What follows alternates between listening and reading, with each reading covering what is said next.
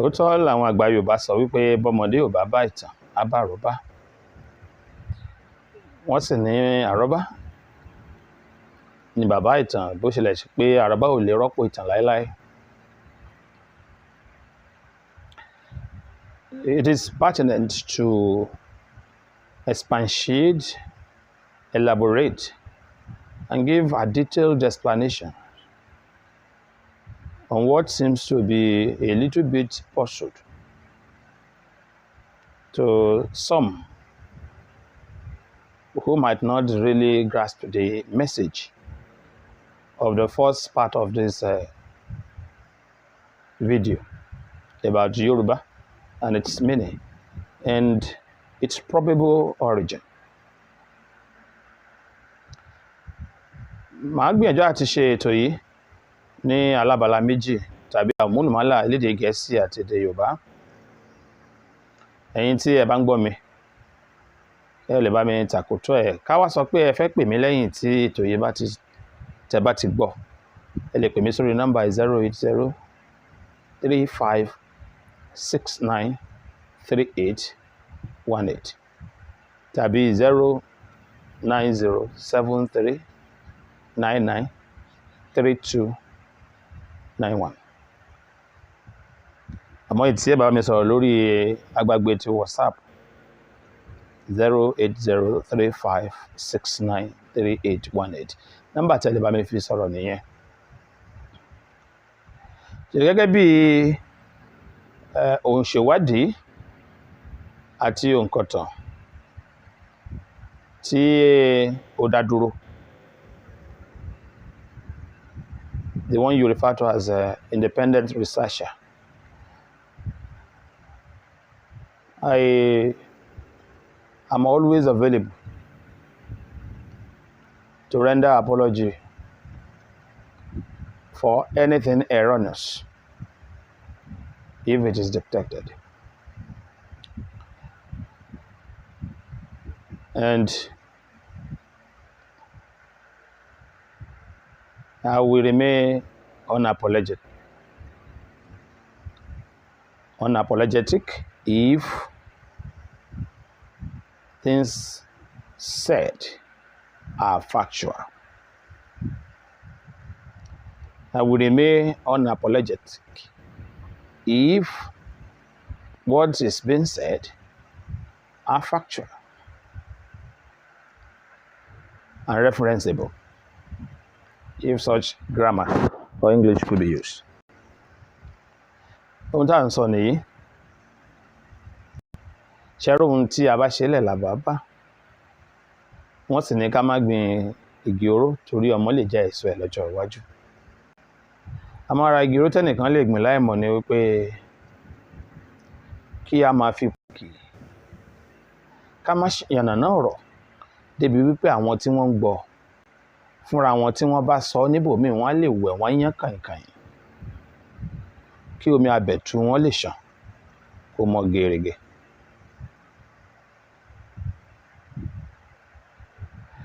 Mo ń ṣàlàyé wípé tí a bá ń sọ̀rọ̀ nípa ọ̀rọ̀ yẹn Yorùbá àti ìtumọ̀ àti ibi tó ti wá. Mo sọ nínú apá àkọ́kọ́ wípé ìlú Ọ̀yọ́ là wá sí. Bí èèyàn bá wá lọ síbòmíì, fàpẹẹrẹ tí èèyàn bá wá ìtumọ̀ tàbí ìpìlẹ̀ ọ̀rọ̀ yẹn Yorùbá lọ sí Ifẹ̀, bí ẹni tó ru erin sórí tó ń fẹsẹ̀ wá ìrà ni.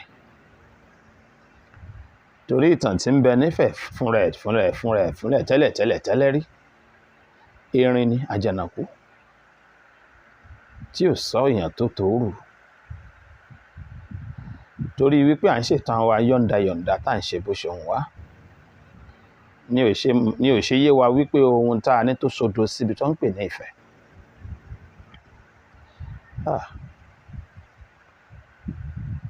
Èèyàn díẹ̀ péréte ló nírú ẹ̀ jákèjádò àgbáńláyé.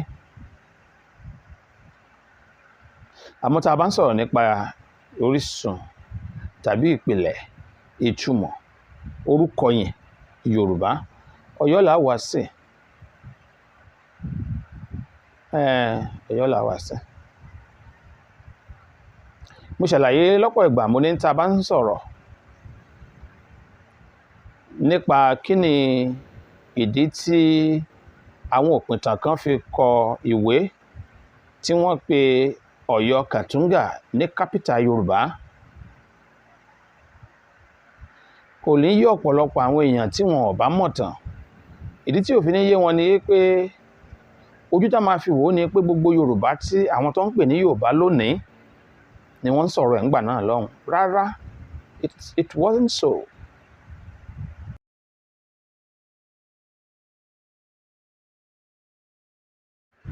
It wasn't so. In short, Yoruba, how will I put it? Is an area, or let me say, was an area within Oyo.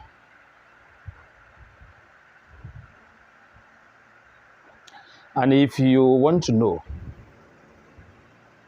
the meaning and the origin of the name, lies with the Bogu people, Ibariba people. The meaning and the origin of the name lies with Ibariba people. I've said it repeatedly. And today there are maybe things that you've never heard before, but you are going to hear it. That doesn't diminish us. It rather shows how united we were in the past, even with those people that speaks other languages that were not intelligible to us. Let me try to put something straight.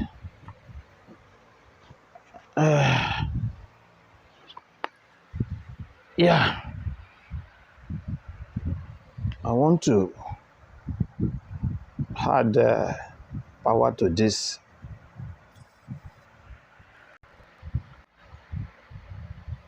I believe we can really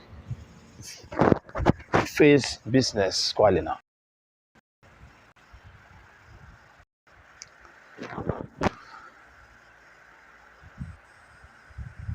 You say in the past, Yoruba land does not cover half of the present geographical location known as Yoruba land today. Simply the territory of Alaafin of Oyo, and people in the past, or kingdoms in the past, were in alliance with the Yorubas, that is Oyo, in the past. And among the people that were in alliance with the Oyos were the Egbas. These Egbas were towns of aeons. Àwọn ìlú tí wọ́n ti wà lọ́jọ́ tá a lè rántí. Take for example, when you talk about Ijeun. Ijeun was a fortress of the old Iwara people. In fact,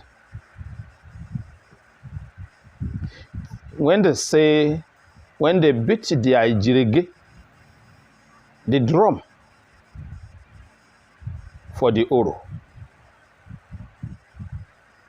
the Ajana, according to history, from Ijeun, would trek 7 days from Ijeun to Ife.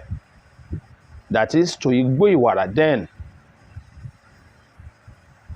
Far before these people comes together to form what they call Egbari.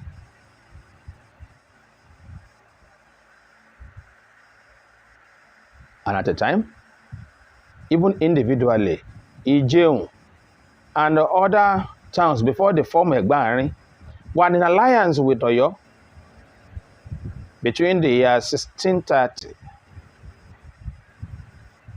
and 1668. individually, they form alliances with Oyo. And that's why some writers refer to some of these towns too as part of Oyo, because they can't distinguish between what they call alliances and direct annexation, of which during the time of Bashorunga, the alliances of some of these independent city-states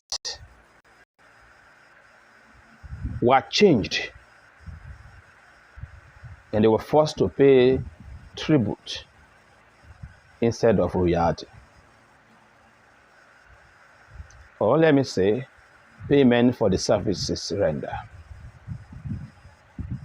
Why did these towns in the first place enter into alliances with Oyo? They did that because since the year 1590, Awori that were not so far from them, some parts of Ijebu to the riverside, were suffering from the military expedition of the Benin people. So this small city-state sought after alliance, and they can only turn to one other powerful kingdom. That was the kingdom of Oyo. So to protect them from being attacked by the Benin invasion or invaders, so they went into alliance with Oyo. Don't forget, Lagos fell in the year 1603 to Benin. And as at that point in time, Oyo was just building the new city, that is the old city, rebuilding it during the time of Abiokpa. They just returned from exile, and they quickly rose and made sure that they have a kind of combined government between Oyo and the Bariba people.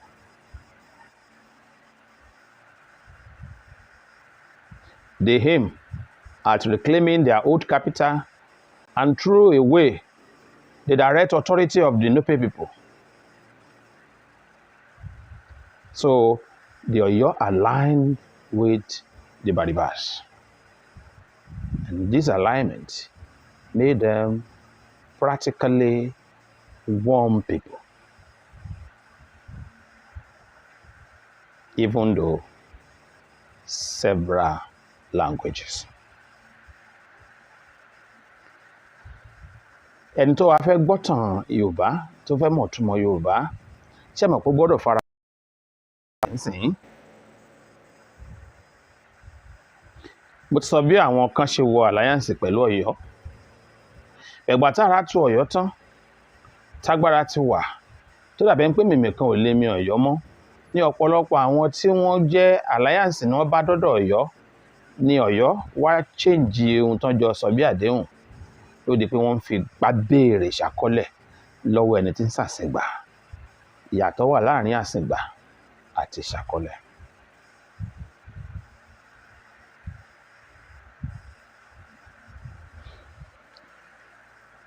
Agbolo ajé lèmi ń jẹ́, ọmọ Òṣùpá lé ẹni Ògún, ẹni ọwọ́ ẹ̀ bá tó kó tó ṣe. Agbolo ajé ẹlẹ́gbàá àtà, adélùmọ̀yàn, òun lẹ́lẹ́wọ̀ ẹ̀tù.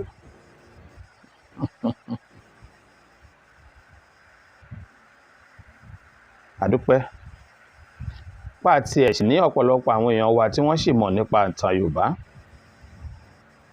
tí irú àwa yìí ń kẹ́kọ̀ọ́ lọ́dọ̀ wọn. Bí irú ẹ̀yin tẹ́ ń gbọ́ mi lónìí, tọ́pọ̀ yín jẹ́ onímọ̀ tẹ́sí mọ̀tàn dáadáa. Ṣé mọ̀ pé kì í jẹ́ ti bàbá tọmọ kó má làálàá ni Yorùbá wí?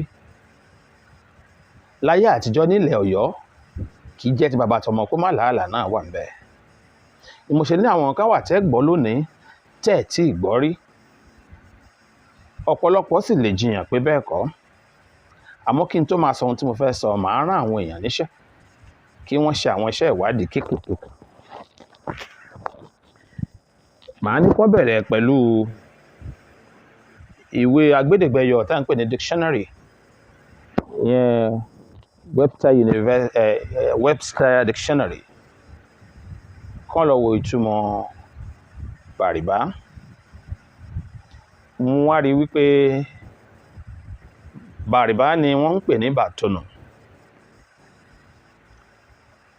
bàtòmbù, bàtònù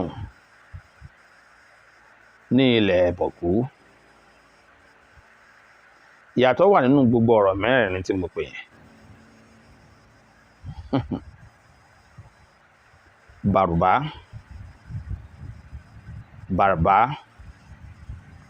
bàtòmbù, bàtònù, bọ̀gú. Ìyàtọ̀ wà náà. Ṣé wá rí tẹ́ bá ti rí túmọ̀ ìtàn nínú ibi tó ń pè ní dictionary tí mo mẹ́nu báyìí, ẹ wá bá mi wọ́gbọ́n wá ìwé tí wọ́n pè ní Africa Ethnonyms and the Toponyms, the General History of African Studies and Documents. Ẹni tí ó bá wá ẹni bá wá fẹ́ mọ kúlẹ̀kúlẹ̀ yóò jókòó, yóò ka ìwé tí mo sọ yẹn láti pálí dé pálí ni o, láti pálí dé pálí. Lẹ́yìn tí ẹ bá kà á tán, èèyàn tún gbọ́dọ̀ ṣe ìwádìí nípa àwọn ìlú kan tó jẹ́ pé bà ló bẹ̀rẹ̀ orúkọ ẹ̀. Àwọn ìlú kan wà tó jẹ́ pé bàtì, balè, bàtò, ìyẹn wà bẹ́ẹ̀. Èèyàn á tún ṣèwádìí nípa ẹni tí wọ́n ń pè ní kákàǹgé tó jẹ́ òun ni baba ńlá àwọn tí wọ́n ń ṣe kàkàkì nílẹ̀ bàrìbá. Ẹ tún gbìyànjú àti ṣèwádìí nípa ẹni tí mò ń sọ yẹn. Ẹ má wá gbàgbé wípé bàtá ni Ṣàngó ń jó.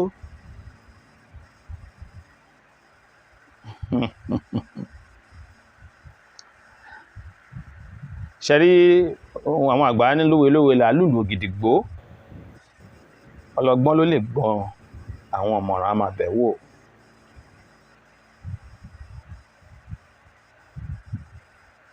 Bàrìbá ló ní Yorùbá.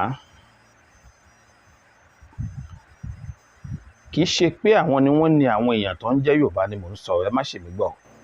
Àmọ́ ọ̀rọ̀ yẹn àwọn náà ní. Tẹ́ ẹ bá lọ wo ìtumọ̀ ọ̀rọ̀ yẹn, bà ó yàtọ̀ sí bá. Nínú ẹ̀kọ́ tá a pè ní ẹ̀kọ́ èdè tàbí ẹ̀kọ́ àwọn èdè tẹ́ ẹ lè pè ní linguistic, tẹ́ ẹ bá lọ wo tán bá sọ wípé èdè kan jẹ́ tonal language. Lédè Yorùbá àwọn èdè tí wọ́n ń ségédé ń sọ níjẹ́ bẹ́ẹ̀. Bí wọ́n bá ṣe gbé e ló máa túmọ̀ sí. Wọ́n lè lo ọ̀rọ̀ mẹ́wàá bó bá ṣe wá lọ sí nítumọ̀ ẹ̀. Lédè Yorùbá tí n bá sọ wípé bá, bóyá mo sọ pé wọ́n ju òkò bá, tàbí ohun tí mo sọ yẹn bá, ó yàtọ̀ sí kí n sọ pé bà. Bí ìgbà tí mo ba ẹ̀gúsí kó lè rọ̀ tàbí tí mo ba kòkó kí n lè wọ́. Ó tún wá yàtọ̀ sí nígbà tí mo sọ pé ba, bí ìgbà téèyàn farapamọ́ ba búbú. Ó sì yàtọ̀ sí bà, bí ìgbà tí mo sọ pé bá. Ẹ wá padà kẹ́ wá pe orúkọ yẹn bàrìbá, Yorùbá. Ẹ rí wípé bá ló parí ẹ̀. Tí ẹ bá wá padà sídìí ọ̀pọ̀ èèyàn tí wọ́n ń pè ní bàràtómbù, tẹ́ ẹ tún padà sídìí èèyàn kan ṣoṣo nínú bàrìbá tí wọ́n ń pè ní bàràtónù,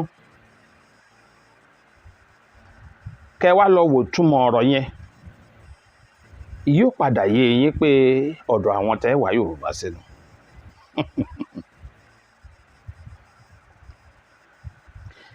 ẹ rí bẹ́ẹ̀ bá wá dé Ọ̀yọ́ tẹ́ ẹ fẹ́ wá Yorùbá ẹ wá lọ sọ́dọ̀ ẹni tó ń pè ní Ìbáṣọ̀run. ọ̀dọ̀ Ìbáṣọ̀run ni ẹ ti rí tó ń pè ní Yorùbá. Mi ò mọ̀ bóyá Ìbáṣọ̀run lọ́wọ́lọ́wọ́ báyìí bóyá ogun tí mò ń ṣàlàyé bóyá ó yé wọn o. Ṣé ẹ mọ̀ pé ọ̀rọ̀ ìlú àtọ̀rọ̀ ìṣèlú lè gba ọ̀pọ̀lọpọ̀ kan débi wípé àwọn ìtàn ayé àtijọ́ èèyàn lè má rántí ẹ̀ mọ́. Àmọ́ ṣeé ṣe káṣìírí lára àwọn èèyàn tí ó rántí pé kẹ́ ẹ má gbàgbé wípé Yáú Yàmbá ṣe rí i pé yá ló bẹ̀rẹ̀ orúkọ rẹ̀.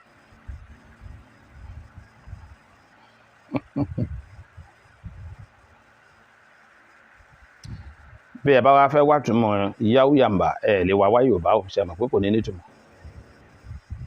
ẹ sì lè wá túmọ̀ Yorùbá fún gáà kò lè nítumọ̀. ẹ sì lè rí túmọ̀ agúgbàǹbárù lédè Yorùbá. ẹ lè rí túmọ̀ wòrú lédè Yorùbá. gbogbo àwọn orúkọ tí mò ń sọ yẹn ẹ wá padà sọ́dọ̀ ọba Ògúnni. ló fi jẹ́ pé ṣẹ̀ríngbà tó dàárín kan ṣe ni Yorùbá gbìyànjú ó wá dúró gẹ́gẹ́ bí ilẹ̀ tí Ọ̀yọ́ ń ṣàkóso lé lórí. bí ó ṣe rí rèé nígbà tí ẹni tí wọ́n ń pè ní Sóèdé pa Ọ̀yọ́ run, àwọn Ọ̀yọ́ lọ síbì kan tó ń pè ní Gbére lábẹ́ ilẹ̀ ìṣàkóso Nìkì lọ́wọ́ ọ̀sàlẹ̀ ń bí tó jẹ́ ilẹ̀ Bàrìbá. ibẹ̀ ni wọ́n wà fún 100 ọdún.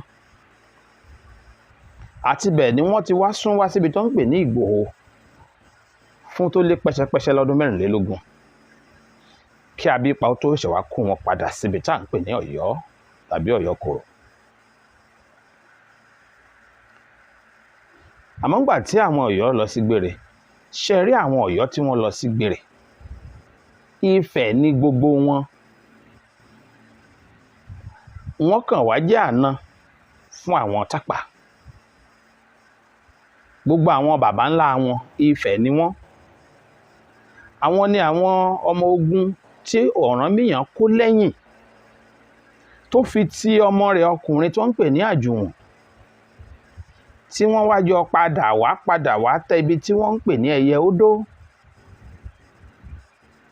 àmọ́ nígbà tí Ṣàngó tóun jẹ́ Iléǹpè tọ́rọ̀ dàbí ẹni pé ọ̀rọ̀ ṣe bí ẹni ṣe kinní láàrin Ọ̀yọ́ àtòwò ni wọ́n ránṣẹ́ sí Ṣàngó gẹ́gẹ́ bí ọba alágbára láti wá ràn wọ́n lọ́wọ́. ohun tó mú kí Ọ̀yọ́ kóró bọ́ sábẹ́ àkóso Ṣàngó nìyẹn. ṣé ẹ sì gbàgbé pé àná Iléǹpè àkọ́kọ́ ti Tápà jẹ́ pẹ̀lú ẹni tí wọ́n ń pè ní Ọ̀rànmíyàn. ẹ jẹ́ n fún yín níṣẹ́ àṣírí eléyìí torí Ṣàngó Iléǹpè àkọ́kọ́. Iléǹpè àkọ́kọ́ sì ni àná Ọ̀rànmíyàn. àná Ọ̀rànmíyàn yìí ọmọbìnrin tí Iléǹpè àkọ́kọ́ wá fún Ọ̀rànmíyàn ló bí Àjùwọ̀n. Àjùwọ̀n ń wá lọ́ba tó jẹ́ lọ́yọ̀ọ́ kòrò. ẹ jẹ́ n fún yín níṣẹ́ àṣírí níbẹ̀ kẹ́ ẹ mọ̀ lọ wapá àbí tí mò ń sọ. àmọ́ Aganjú àtolú àṣọ gbogbo wọn àná ni wọ́n jẹ́ ní Bọ̀gú. Bọ̀gú ló gbà wọ́n nígbà tó Ògún dé.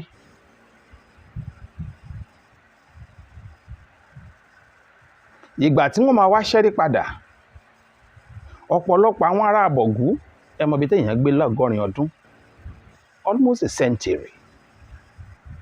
When they were returning, they returned with multiple warriors who were of Bogun origin under Yáú Yàmbá.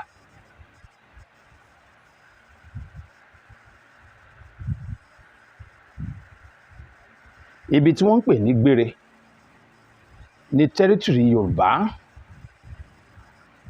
That is Yaba of Gbere.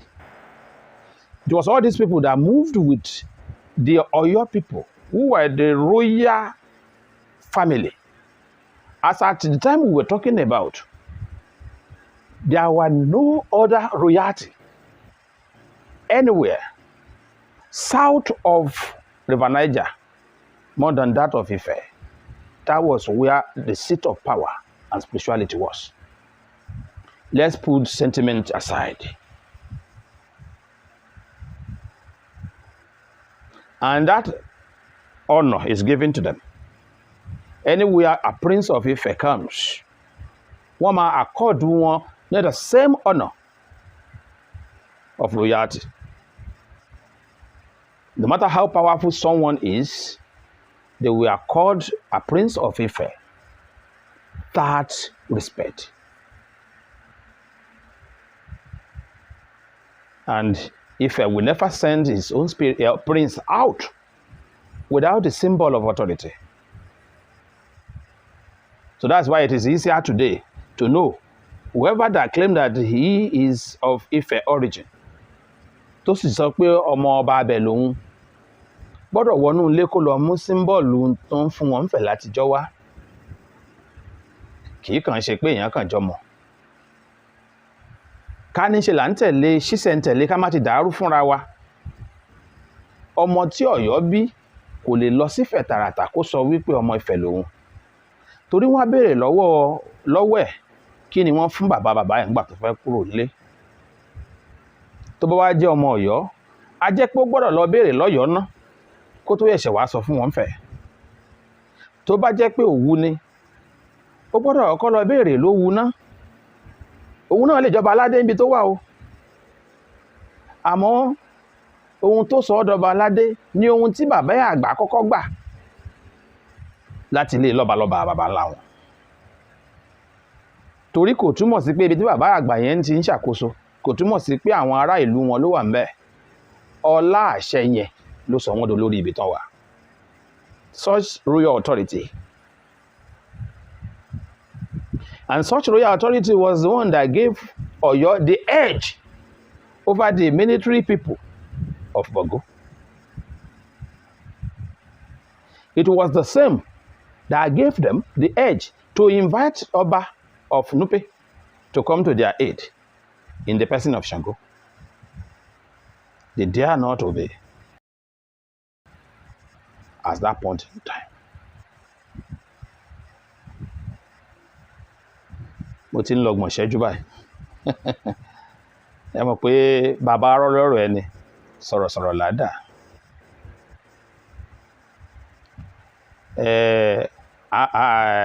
Bí kòtò eléyìí bá parí, a máa bá lọ ní kòtò kejì. Ẹ ṣáà ra wà ń bẹ̀. Torí a gbìyànjú àti fìdí ọ̀rọ̀ yìí gúnlẹ̀ lónìí kó lè yé wa dáadáa.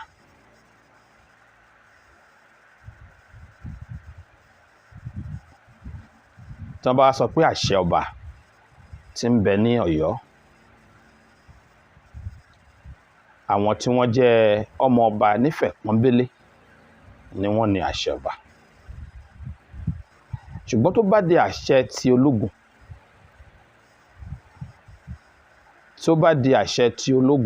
àti ohun tí ológun máa ń ṣe nítorí ogun tiẹ̀ tó mú omi dání, ọwọ́ Bàrìbá ló wà. Ṣé rí nínú Bàrìbá tó wá ní àṣẹ ológun àti ohun tí ológun máa bọ tí ó mú àṣẹ ogun lọ́wọ́ nílẹ̀ Bàrìbá, ibẹ̀ ni Yorùbá wà. Ṣé rí àní nípele méjì. Àwọn ẹ̀yà kan wà tá à ń pè ní ẹ̀yà Igi. Àwọn ẹ̀yà kan wà tí à ń pè ní Yàrùbá. Ẹ wá ẹ̀yà Igi sọ́dọ̀ àwọn Tápà,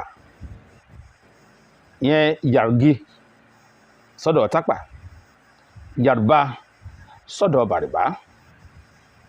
Àmọ́ méjèèjì ni Ọ̀yọ́ kó sábẹ́ nígbà tí wọ́n ń fìdí ìṣàkóso Ọ̀yọ́ múlẹ̀.